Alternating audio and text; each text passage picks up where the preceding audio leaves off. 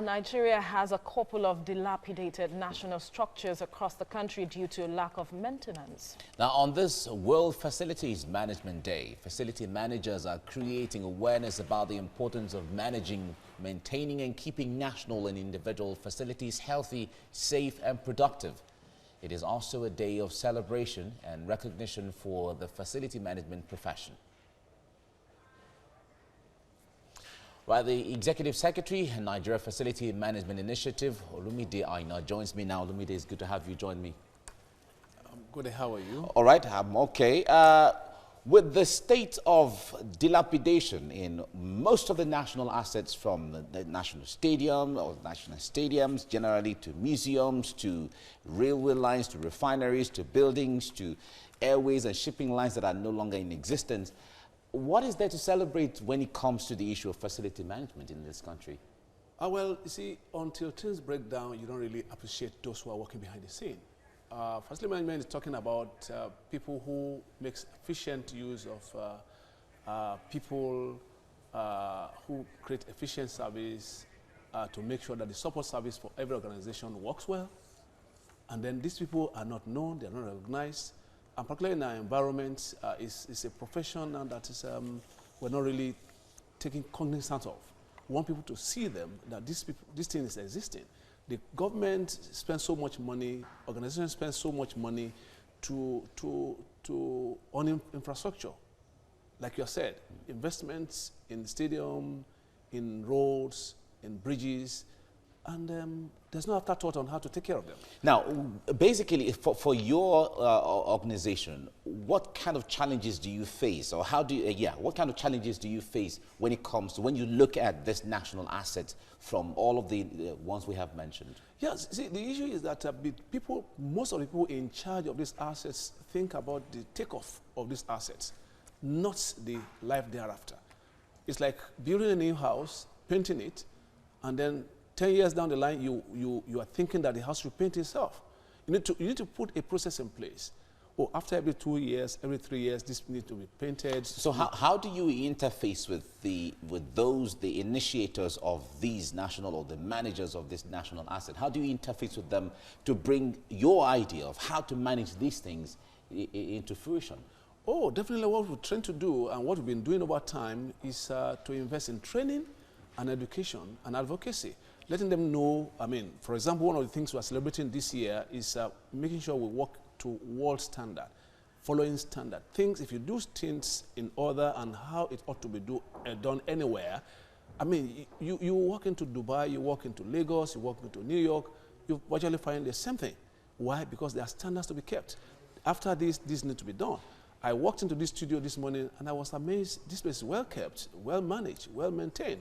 And it's world standard. It's like any studio anywhere in the world.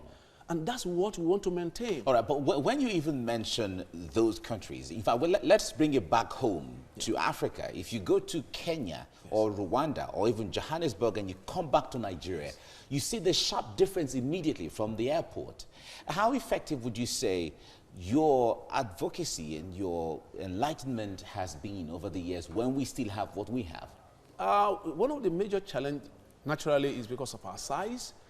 We are huge, both in land and the numbers that we have. But it's a gradual thing. But we know that if we take the step one at a time, we'll get there.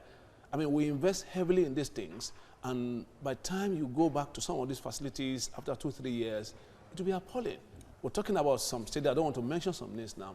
Even that were done 5 years ago in Nigeria, you'll be shocked. Lagos State is investing heavily now to reconstruct Onikon Stadium. How will it be in the next 2, 3, 4 years? We are building an interchange now, Shodi. In the next 5 years, how will it be? We need to ensure that these things, they are legacies. Right. We invested heavily on them. And the investment we have done in the beginning is just a fraction of the life cycle of that investment. All right, Stephen Jagun, thank you so much for coming on the program. Thank you very much. Thank you. Today is World Facilities Management Day. It is a day of celebration and recognition for the facility management profession. Nigeria has a couple of dilapidated national structures across the country due to lack of maintenance. Facility managers are now creating awareness about the importance of managing, maintaining and keeping national and individual facilities healthy, safe and productive. Well, Executive Secretary, Nigeria Facility Management Initiative, Olumide Aina, joins me now to talk more on this. Thank you for joining us on TVC Breakfast. Now, yearly this day is celebrated. But then how much impact when it comes to facilities management across the country, because you see dilapidated structures, is this day having? Well, today, during the week, is a week-long program for the World FM Day celebration. And the good thing is that this year we are looking at celebrating the ISO standards, which is a new standard globally, being led by the chairman, Stan Mitchell. And with this standard, we believe that it's going to influence the way we live, work, and play in Nigeria, and influence the players as the facilities management organizations in terms of standardizing the way FM is being run, which on the long run affects the way our infrastructures are being managed. And it's about information, it's about equipping people with the right knowledge, with the right education and training about what facilities management is all about.